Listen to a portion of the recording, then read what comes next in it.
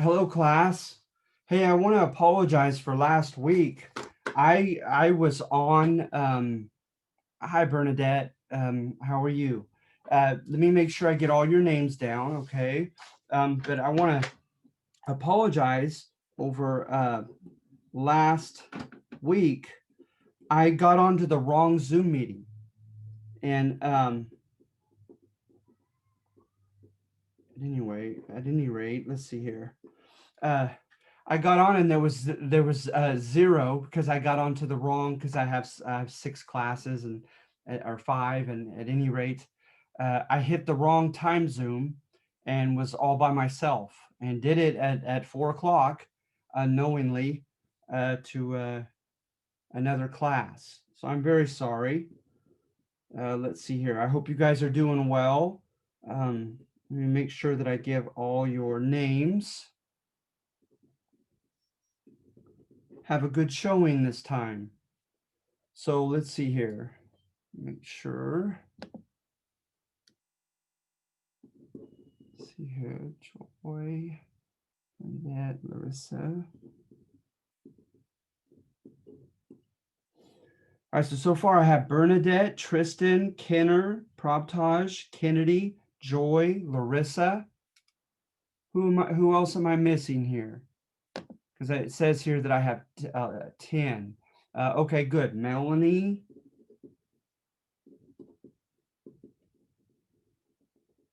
Ivana, Hamida. Good. Hello, Hamida. So let's see here. 1, 2, 3, 4, 5, 6, 7, 8, 9, 10. And then I think I'm 11 as far as 11 participants. So good job, you guys. This is a great showing. Let's see here. So this week, sorry it took me so long to get it online, but until last night.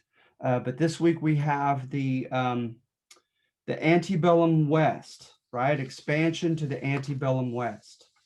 So you have two pretty long numbers. I apologize. There's just so much data. I mean, I just remember finishing it and thinking, man, there's still so much more. It just drives me insane. But at any rate, um, I hope that you guys are doing well with everything in your personal lives and in your class with the class. We're getting close to the end here. This is week 13. So not too much left, about 4 weeks left, and the semester's done. So I hope you're doing well. I hope things are clear enough online as far as, and I didn't end up putting a quiz for last week, so no quiz there. But this week I have, so look for that, okay? You have a quiz on chapter 13, Antebellum Westward Expansion, primarily the Mexican loss of Texas, the Mexican-American War, the Oregon Trail in Oregon, as well as the gold rush. All right, that's a lot for 1 week, needless to say. So at any rate, the first section that you have is trying to defend Frederick Jackson Turner's thesis, right? And Turner's thesis is a romantic thesis. It's tied to the idea of American exceptionalism, that we're a special country, we're different from the others, especially primarily connected to certain lofty ideals and principles that we claim that we stand by and that make America special. And primarily with this one, right, it's the idea that of good old American rugged individualism, right, and meritocracy, that this is a land of equal opportunity, that everyone has by and large, relatively the same opportunities to rise in social and economic status. And so at any rate, and that the West is central to that. So that's what his thesis is, right? Is that to him, the West, it renewed American meritocracy. Okay, it leveled the playing field for virtually all demographics. If they were hardworking enough, if they were talented enough, if they were shrewd and quick to improvise and have good common sense, and also lucky enough, they could survive in the West. So the two things, right, the two categories that he seems to focus upon, as far as the West being a leveler, right, equaling or leveling the playing field, would be dangers and opportunities, right? Because the idea of the dangers, right, is central to that part of his thesis, is that the dangers were supposedly indiscriminate. That as far as cholera and typhoid fever, accidents along the Oregon Trail, problems with weather and storms and snowstorms and avalanches, Native American attacks, right? Um, the fact that some of the West was, to a certain extent, and in different periods of time and in different regions, was a bit was a bit laden with anarchy, where certain areas were actually devoid of institutions like a city government and a police force and a sheriff's department, etc. Right? That and forts and soldiers' forts, so that those dangers, right, were supposedly um, were indiscriminate. They didn't play favorites. They were posed uh, to everyone. But also, right, that those dangers, they romanticize the fulfillment of the American dream, right? I think of like Joseph Campbell and his notion of the hero's journey. He looks at different mythologies and different religions of the world, and he finds common themes that he seems to infer from all of them. And one of them is just that, right? Is the notion of nothing ventured, nothing gained. That when someone goes through great trials and tribulations uh, and great conflict, that the person comes out of it a better person. I think of like the Odyssey, right? In Greco writing, Odysseus going through so much, and that from the character development there, right? The Odysseus at the beginning of that book versus the one who had been through so much and finally triumphs over all his obstacles by the end of the book is an entirely ethically better person. Okay. And so that's what he kind of employs. And he also kind of incorporates Darwinian theory, right? That nature and the circumstances and the harshness of the West, of the conditions, are kind of are going to weed out the weak. And so those who are meant to prevail are those who are strong, who are like I said, good at improvisation and adapting to harsh circumstances, etc. And to him, the beauty of it is it didn't matter how much money you had. It didn't matter what family you came from on the East Coast or from wherever else, for that matter. But that it could have been anybody. It could have been someone who was a poor person, nondescript social acceptance in the East, and suddenly makes it in the West. So at any rate, that's what I try to do, is I try to defend his thesis. So I tried to show and give examples of indiscriminate dangers that were found in the West and traveling to the West, right?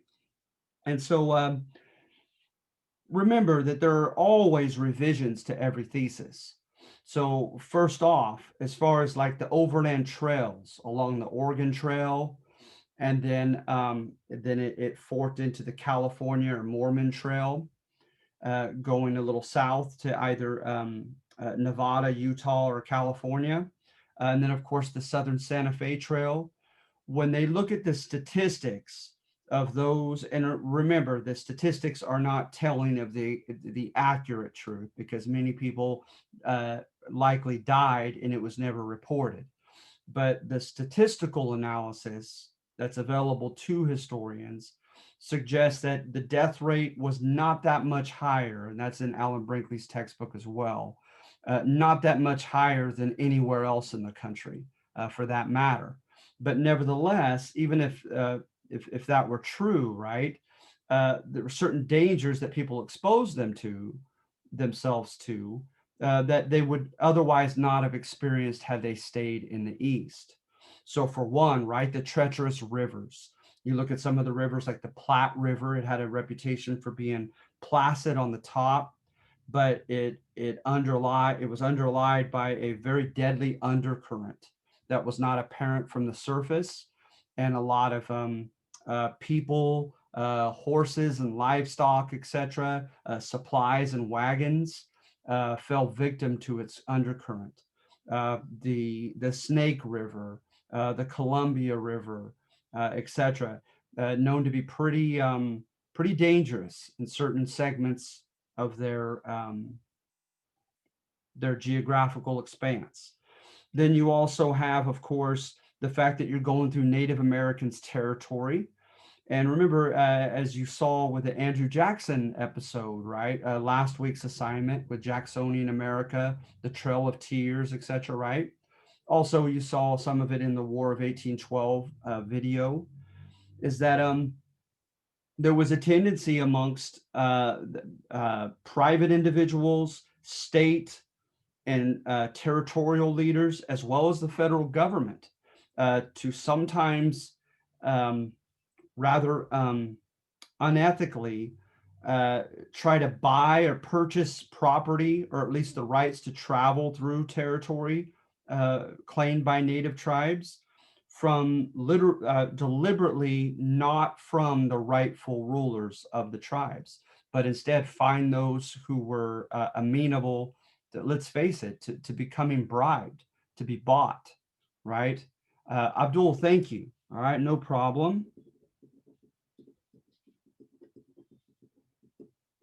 All right, and so with that phenomenon, you have, let's see here, I'm just checking on names here. Okay, and Stephanie, okay. I want to make sure everyone gets extra credit on this assignment for this. Okay, so at any rate, so needless to say, they even had a euphemism for this, is they called them, quote, treaty chiefs, who were not chiefs at all, but had, on behalf of their tribes, signed over property and certain rights that were not, those decisions were not, the rightful leaders were not okay with them. You had the phenomenon, especially amongst the Creek and the Cherokee, of having splits, because they had kind of a division of powers amongst many of the tribes, where you had kind of the equivalent of civil leaders and the elder wise men and the military leaders. And oftentimes they had schisms along those lines, where oftentimes stereotypically the civil leaders amongst the Native Americans were into making concessions and having compromises with the white settlers and the rulers of Anglo or Euro America, and a lot of the younger military-oriented members who were not okay with it. So at any rate, when you went through certain tribal areas, some Native Americans were bound to take exception to that. The Comanche and the Apache and the Navajo in particular along the Santa Fe Trail were known to attack settlers and pioneers who came through their area. The Blackfeet were known to take exception to people coming into their area as well. The Shoshone and the Crow native tribes had developed a reputation for extortion, where they would stop people and demand certain supplies and things from them. If not, they would threaten violence upon them. So you had that also. Just the ecosystems, the different ecosystems of the West, especially the arroyos or the canyons, right? These deep ravines and so forth. You had newspaper accounts and diary accounts and other correspondence that give testimony to the fact that oftentimes people would, the euphemism for that time period was get the drop on you. They'd wait until you're in a vulnerable geographical area, and other Euro or Anglo Americans would hold you at gunpoint for your supplies or for something that they coveted, and threaten to shoot you kill you if you didn't comply. And so you have evidence of this. You have the Pony Express established, along with forts, strings of forts, claiming the Fifth Amendment, the government's responsibility to protect Americans' lives, liberty, and property. And both of those were a source of conflict, especially the forts, right? So you look a little bit beyond the scope of this class chronologically to like the famous Bozeman Trail, where they were seeing that gold was being discovered in the Dakotas and Wyoming, etc., Montana. And so people were coming in to try to cash in on that, and they were being attacked by Native Americans, and word spread out enough so that there became enough of an outcry publicly, whereby the government began building a string of forts through these territories claimed by the Lakota and other tribes, right? Claiming that they were there just to protect the American settlers and their right to travel through.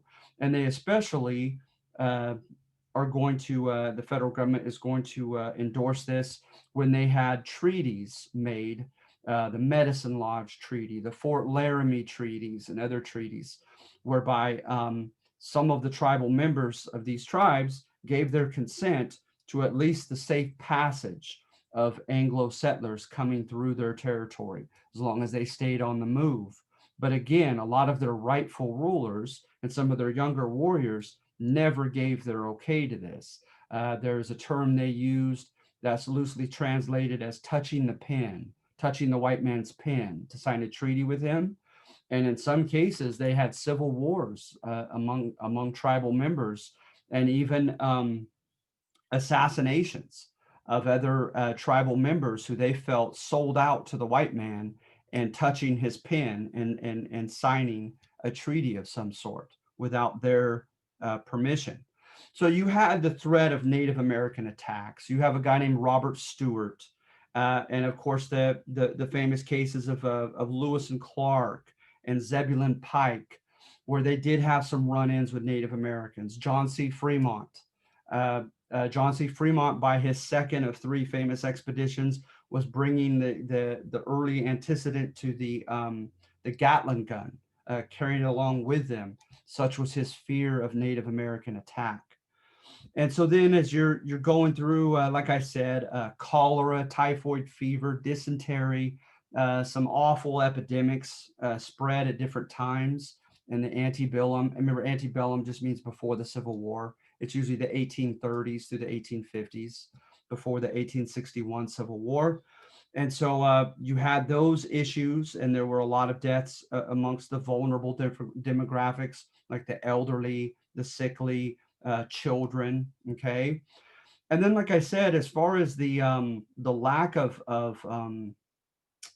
jurisdiction, James K. Polk deliberately ignored the Northwest ordinances, whereby there was supposed to be a methodical process by which new lands are incorporated into the United States eventually as states, as regular states, right? So remember, going back to Thomas Jefferson, purchased the Louisiana Territory, but a lot of it was inhabited by Native Americans and by the progeny of those who came as citizens under Spain and under France prior to the Louisiana Territory being bought by Thomas Jefferson. So a lot of their progeny were now living there, etc. And there was a feeling of distrust that they weren't prepared for self-government. So there wasn't really a hurry as far as instituting institutions like city governments, county governments, much less state governments, right? But going back to the Northwest Ordinance, is the Land Survey Office was supposed to come and survey the land, put everything out into six square acre mile square tracts, like you see when you fly and you look at much of the American landscape beneath you. And so many of those would constitute a county. So many of those would constitute an eventual state. And you waited until the number at one time was like 60,000. You wait till you get a certain number of citizens. Then they have a general referendum or election They elect delegates to a state constitutional convention. They write a state constitution. It cannot be incompatible against the federal constitution, has to be in line with that. Then they send it to Congress, and Congress has to approve it and ratify it for them to be entitled to statehood. And then they're entitled to a Republican form of government, as the Constitution states. So a lot of these did not become states, right? Um, just yet in the antebellum period. So they're in this limbo status, if you will. And during the gold rush, Polk pretty much said he encouraged the rat race. A lot of people believe largely undergirding this decision was his kind of racist decision to take uh, California from Mexico and make it Anglo-American. And so he encouraged the masses to just come rush in, and he gave them the rights to mineral rights. And you look at other countries, that had not been the norm. Oftentimes you could purchase land, but any subterranean mineral wealth, like in silver, gold, etc., that belonged to the chief executive. But Polk says it's there for the taking. Whoever can get it can have it. And he didn't go through the methodical process of surveying the land. They also had Hispanic Americans who were in limbo because they were going to court according to an 1851 law in California, stating that they had to prove their ownership of land, which was very difficult. They wanted longitude and latitude lines. They wanted definitive permanent border markers to decide exactly where their property began and ended. And they wanted signatures of the proper authorities when it was endowed to the owner or to his ancestors. And so at any rate, you have all this kind of mess and thousands of people flooding in. And so like when they went into the gold mines, etc., right? The places you see when you go up 108 today, Murphy's, Angels Camp, Sonora, and Twain Harte, these other areas, they had not developed a codified municipal government yet. They didn't have a sheriff's department or a police department. And so there was argumentatively a brief period in which there was a bit of a state of anarchy. You look at the origin of the San Francisco Police Department, and it was largely in response to all the perceived chaos and violence and theft and criminal activity that was supposedly going on. The Sydney Ducks, a gang of Irish shame on me, not Irish, Australian ex-convicts who were allowed to leave Australia and go for the gold rush, etc. Different newspapers in California attested to a lot of outlawry and banditry at this time. The famous case with Joaquin Murrieta and others, right? Where in places like Mariposa, and in Sonora, Anglos came in and quickly outnumbered the Hispanics and threatened violence upon them and gave them ultimatums to leave the mines and leave those towns or else. And so there was plenty of danger inherent when people came. And that's where you're going to get the development of vigilantism, right? The miners are going to form miners associations and with miners codes. They're going to have their own system of having court sessions and trying people for horse and mule theft, for claim jumping on someone else's claimed land to dig for gold. It got crazy. There's evidence for this. I know there are literally up 108 in a couple of the towns there. They have an infamous hanging tree, whereby the vigilante groups of miners hanged certain perpetrators of what they perceived to be crimes without any legitimate deputized authorities giving their okay for this. All right. You had cases in like New Mexico and other areas, Kansas, etc. Baxter, the town of Baxter, the town of Caldwell, whereby they are going to issue an edict as a town, saying they are tired of the outlawry. They're tired of the cowboys coming in and wreaking havoc into their areas. And so therefore they are deputizing every inhabitant of that town.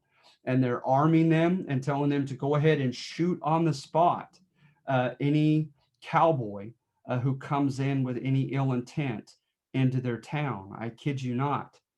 And so you do find evidence of this, right? And the press, of course, is going to exaggerate this. And not to mention, there'll be exaggerations by would-be politicians and those wanting to establish police departments, etc., because it was in their best interest to kind of frighten the authorities in Washington and the public into feeling the necessity of acting on this alleged anarchy, right? So you have cases like that to look to as evidence of there being a lot of supposedly indiscriminate dangers in the West that are going to kind of weed out the unlucky, the quote weak, etc. Right? But supposedly irrespective of the money they brought with them, of the family name they came with, of the area or origin that they come from, etc. Right?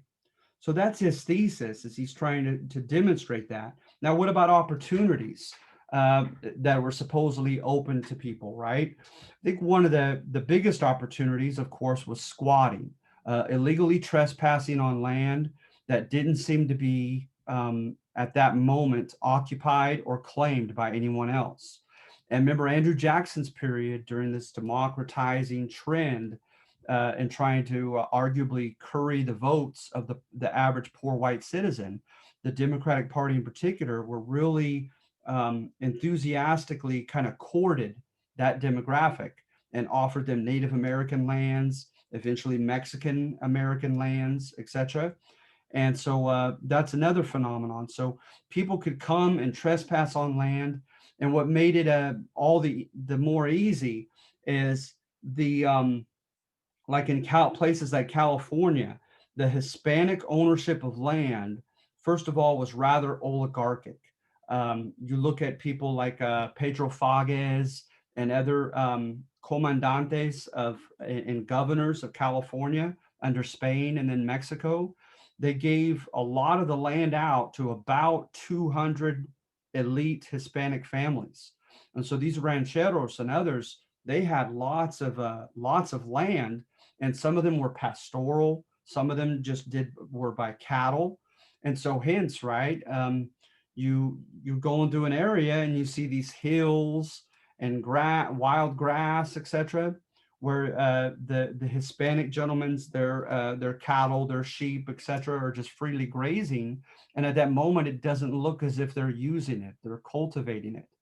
And so people jumped on this and squatted and took lots of small parcels of these big ranches, claiming that they were not inhabited and they were not cultivated or improved.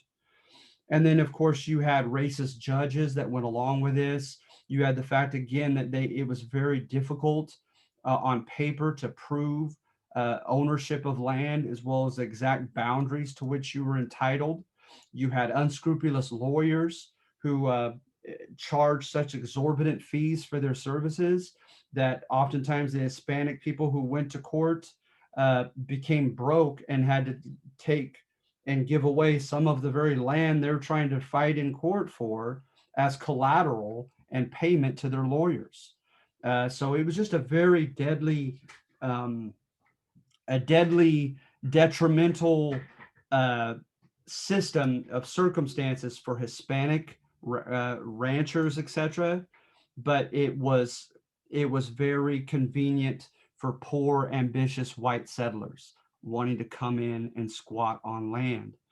And of course, another avenue was entrepreneurial, starting a business of some sort where you could find any kind of the most basic need or demand of the common people, the migrants, and try to provide that service or good, uh, of course, for a great fee.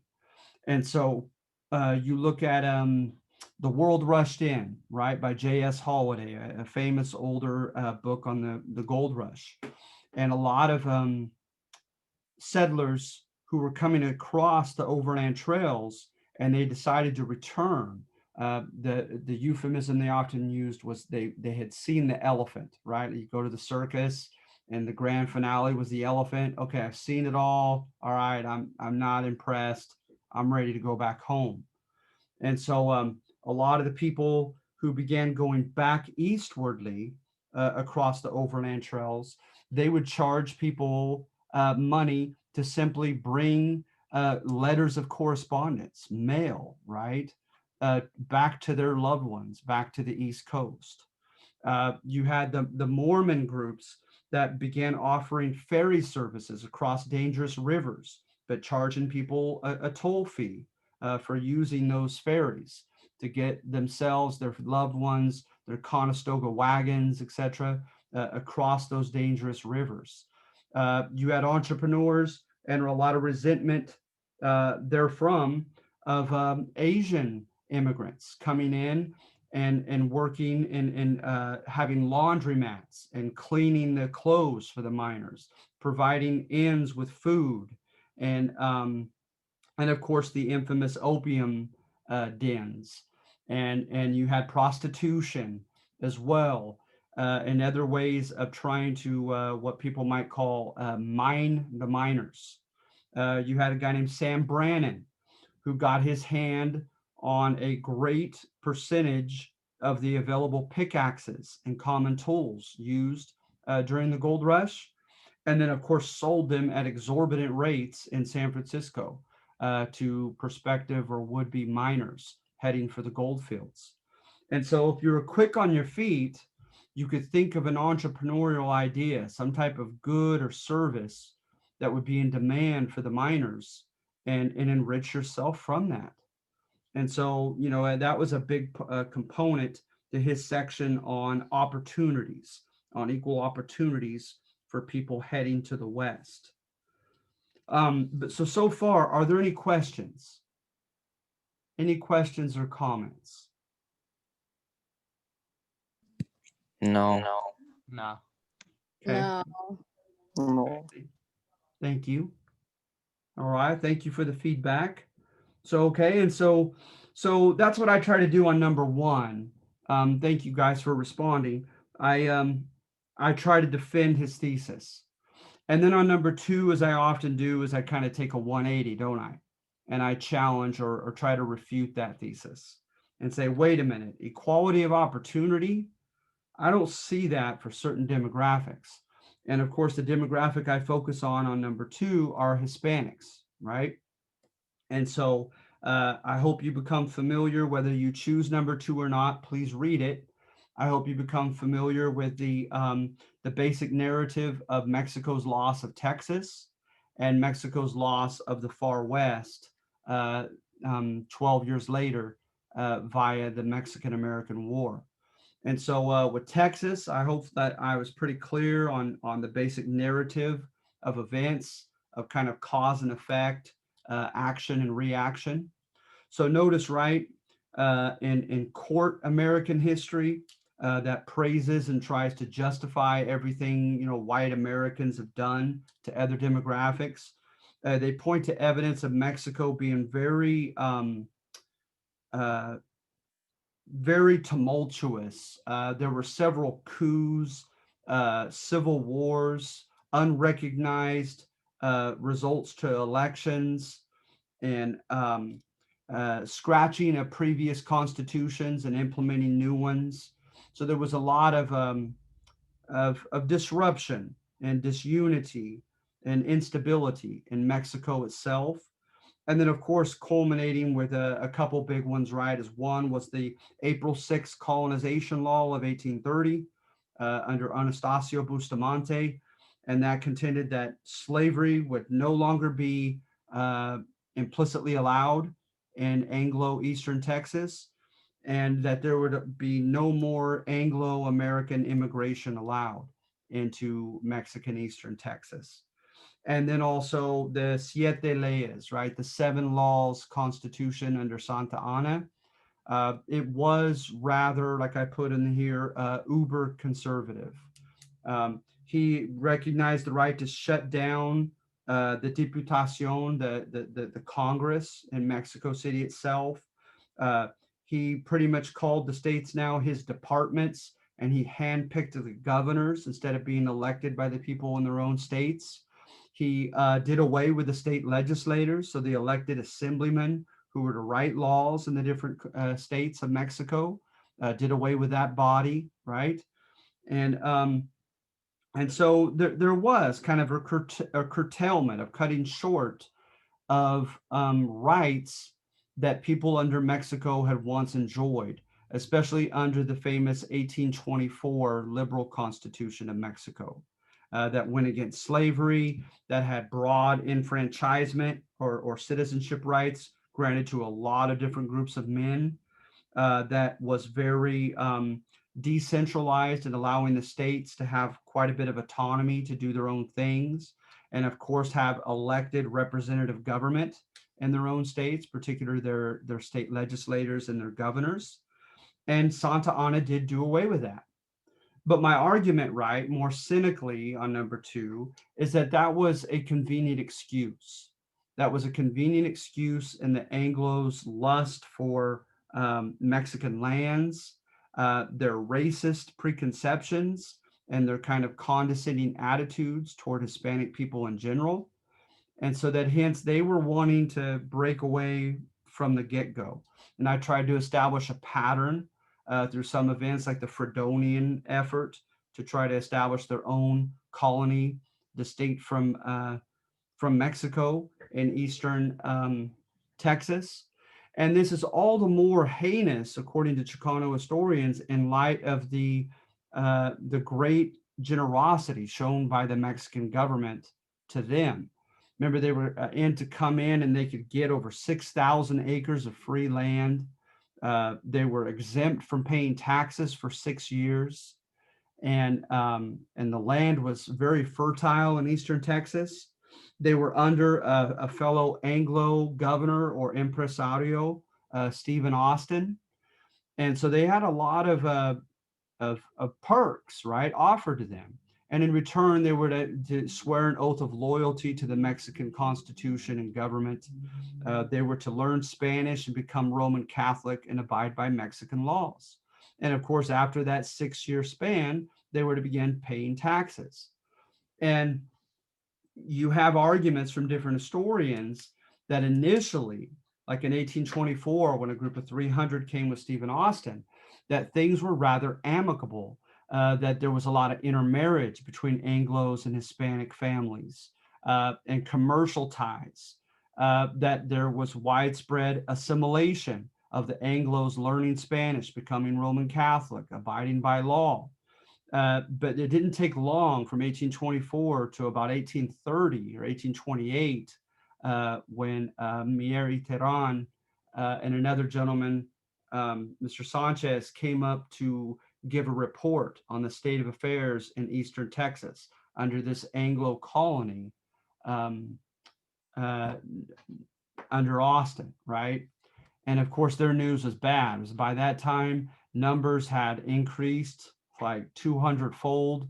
The Anglos that were in there, they wrote down as being defiant and haughty or arrogant and doing as they pleased, not assimilating to Hispanic culture.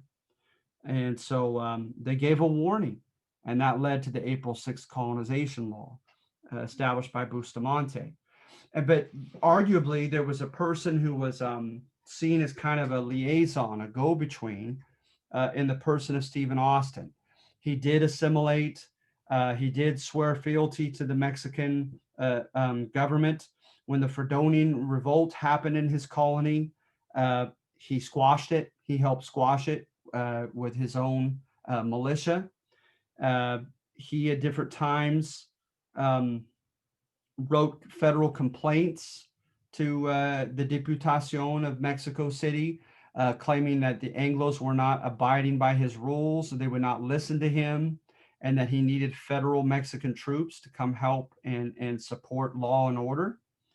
However, he comes down on an infamous trip to meet with the next president, Gomez Farias, and supposedly their egos kind of clashed. And he told Gomez Farias that if he didn't make a compromise and allow some of the Anglos to have some slaves, and if they didn't lift the ban on Anglo immigration, that the Texans, despite whatever he tried to keep them from doing, would rebel despite him, and that they would likely lose Texas. Gomez Farias took that as a threat of treason, and he had Austin incarcerated in prison for about a year. And dejected in prison, Austin wrote a famous letter that made its way to the Cabildo, the city council of San Antonio, saying basically, I've tried to reason with this government, but it's obstinate, it's stubborn, it's arrogant, it's corrupt. So by all means, do what you feel you need to do. And at that time, the Warhawks took control under like Sam Houston and William Barrett Travis and others, right? And so at any rate, the Mexican government under the Siete Leyes was opposed by the governor of Zacatecas. He refused to step down to a hand-picked governor, saying he was elected by the Zacatecan people and it was their will for him to be their governor. He refused to hand over the state militia to Santa Anna's federal army. And so Santa Anna crushed his militia. And then rumors spread that Santa Ana was heading to Coahuila y Tejas. Coahuila and Texas were together as a state next, because they had met in Saltillo, Coahuila, and wrote a protest document to this new constitution, claiming that they were demanding a return to the liberal, decentralized constitution of 1824. And some of those who signed this protest were Tejanos. They were ethnic Mexican American Texans, not just Anglos. So it appeared that there was largely a political dimension to this rebellion, right? That they were fighting to keep their own local autonomy in Texas itself against what they perceived to be a tyrannical ruler in Santa Ana from Mexico City.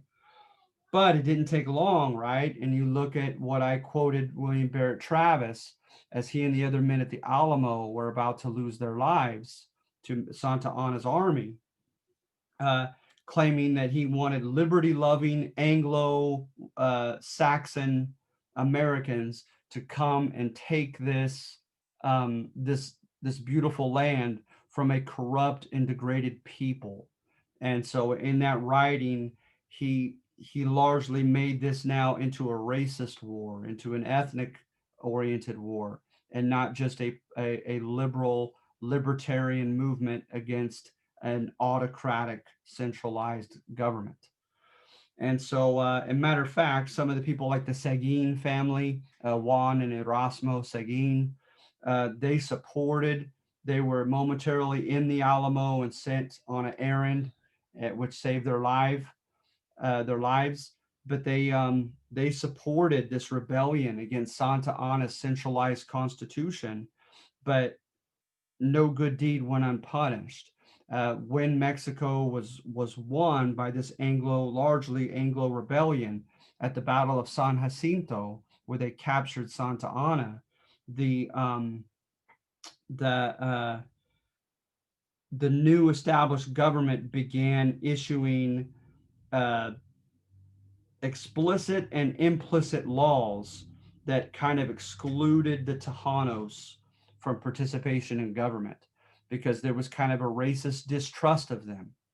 And so I try to show, right, that there was great racist sentiment in the mid 1800s amongst Anglo Americans against Hispanic Americans, and that largely contributed to the loss in 1836 of Mexican Texas and the loss of California, Arizona, New Mexico, Nevada, Utah, parts of even Wyoming and Montana, in the Treaty of Guadalupe Hidalgo in 1848 at the end of the Mexican-American War.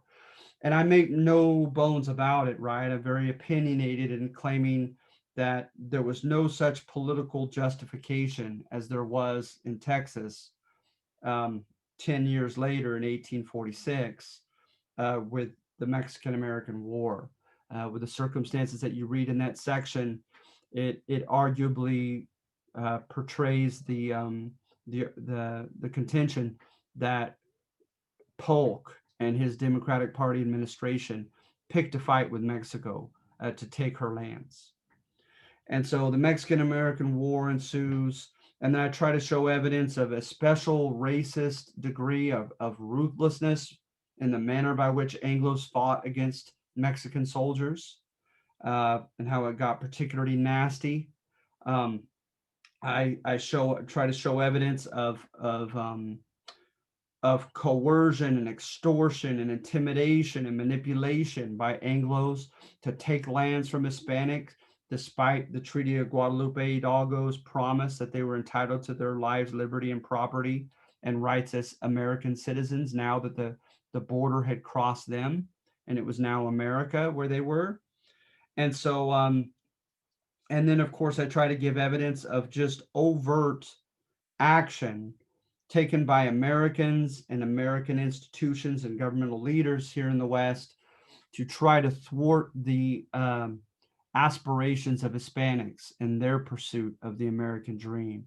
The Sonorans, Sinaloans, and Chileans did very well in the gold mines, and there was resentment, popular resentment, that amongst Americans claiming we had won the war and won that land fair and square, and this was our well-deserved loot from victory, was to be entitled to this gold, and they had no rights to take it instead, because some of them beat Anglos to the punch. So many Anglos coming from the East Coast, taking so long to go by way of the Oregon and California Trail or Santa Fe, or even going through the Isthmus of Panama or beneath South America.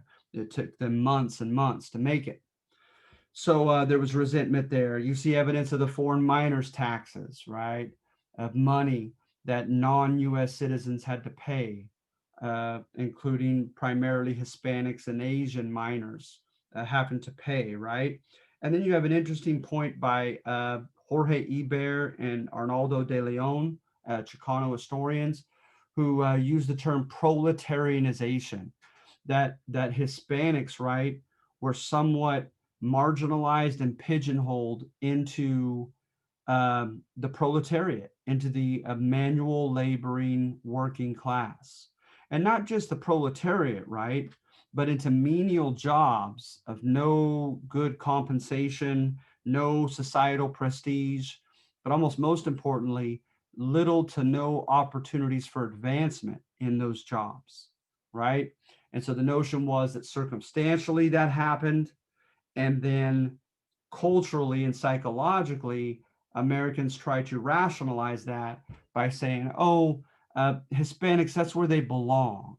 That's what they're best at. Is they're good workers, and that they need not be in positions of power where they need to try to use their intellect, etc."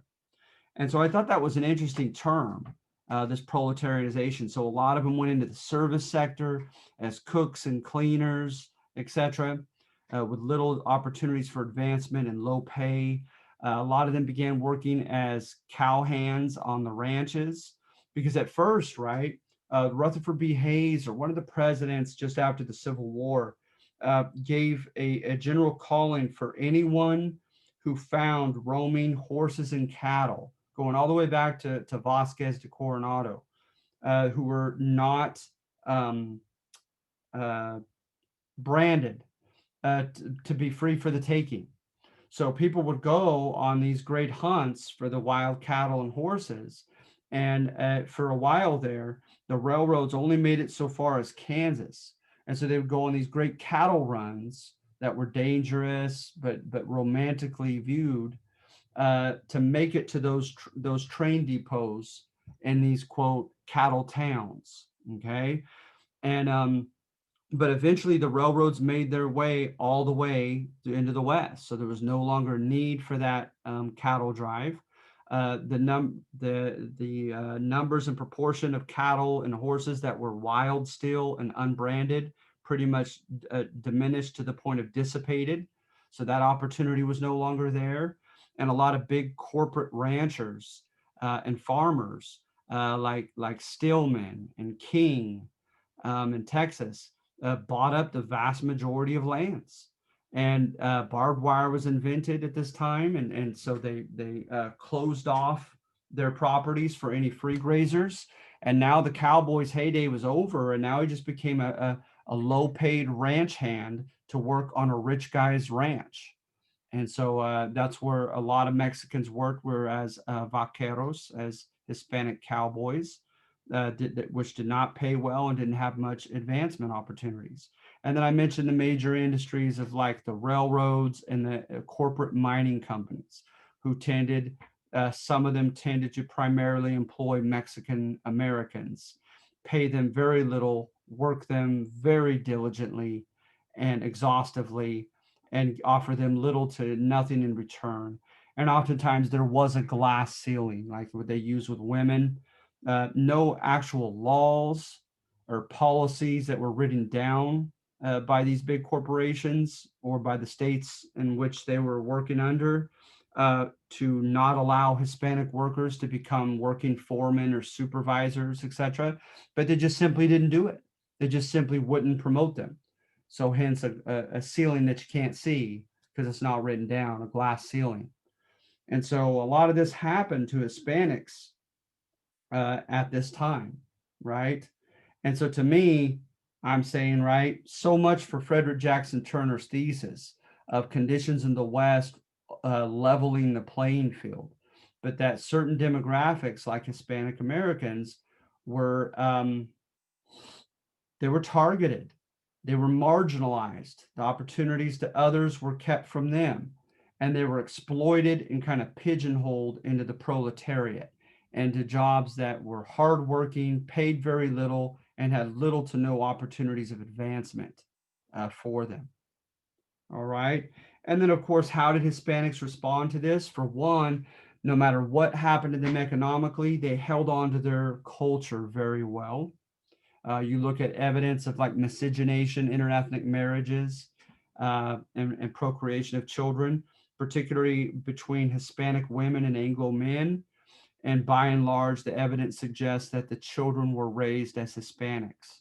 And so the Hispanics held on to their culture very proudly and very successfully. Some fought within the system. You had Esteban Ochoa, an elected mayor of Tucson, Arizona, who could hardly speak or write English, but was there for his Hispanic people there in Tucson. You had the famous Armijos and other families in New Mexico who did business very well and survived and thrived amidst the Anglo takeover. So you always had your exceptions there. And then some fought beyond the system, right? Like Cortina and Joaquin Murrieta, who went on somewhat crime sprees, claiming that they had no legal recourse to justify the wrong that was being done to Hispanic people. And so they were putting law into their own hands. They would cut barbed wire and let cattle and horses of rich white corporate ranchers run free and steal them from them. Sometimes they got an actual battle with some of the ranch hands, shootouts, etc., etc., etc. So are there any questions? Are there any questions on number 2? No question. No. Thank you. All right. None. None. Okay. So you guys feeling pretty well by now as far as what is expected of you. You got the hang of it.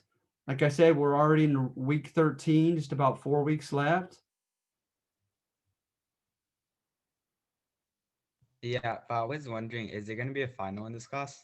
Yes, and it's not going to be accumulative. You don't have to go back to this stuff that you're doing now, much less the stuff that you did earlier in the semester. It'll just simply be test 3. Okay, so is it worth the same as every other test? That's right. It'll be no different from tests 1 and 2. Okay, thank you. No problem. That's a good question. Is the grading, is it like scaled the same as the other tests? Yes. So like a 35, the 35 question test, I give you the last 15 as a curve. And Okay. also, because I don't, just on principle, I don't like to offer redos on the test. There are only 3 of them. You could do multiple submissions on your assignments. For the first several quizzes, I allowed you to do multiple submissions. So I want to stand by that. But for those of you who are working very hard, very diligently, and you're just not good test takers, and your test scores aren't reflecting the effort that you're making, and also even perhaps your command over the content, What I'm going to do very soon is I'm going to put up an extra credit assignment. Yeah, so how can I approve it, Abdul? Just by this, what I'm mentioning right now, okay, is very soon in the next day or two, I'm going to give an announcement and post on Canvas an extra credit assignment, should you choose to do it, okay? You're very welcome. Thank you. You're very welcome, okay? So Thank you, Professor. You're very welcome. My pleasure. I look forward to these. I really do. So I hope you guys are doing well. I'm proud of you. Like I said, I never cease to be proud of it. And I really need to catch up on your assignments, and I apologize. But I can't say enough. I'm always very proud reading your responses to these argumentative sections. You guys discern the theses very well and accurately. And oftentimes your agreement or disagreement with them is very intelligent. And I mean that. I don't have to say that. You guys are smart. You're doing well. Okay. So I really appreciate you, the list of you that I have down here. Okay. Whatever score I give to your antebellum westward expansion assignment, I'm going to add. Not sure if I'm going to do 5 or even 10 points added to it. So yeah, Abdul, I'm gonna try to get on that as soon as possible. Okay. I apologize. I'm writing these up, and so that's unfortunately taking up a lot of my time because I'm trying to heavily cite my sources, and I'm using several sources for each of them, trying to adapt to this online style of teaching. Okay, so if there aren't any other questions, I absolutely, Bernadette. You guys stay safe. Okay, be careful with the sorry, I'm putting down another name that I don't think I had. With the coronavirus and everything. Be safe, be careful, and good luck with all your classes. I really genuinely wish you well. Take care, everybody, okay? We'll go ahead and call it a day. Thank you for being there today, guys. This is a great turnout. You're very welcome. Thank you. Thank you. Thank you. Thanks, Professor. Have a great day. You as well. Thank you. I appreciate that. All right. Bye-bye. Bye, Professor. Bye-bye.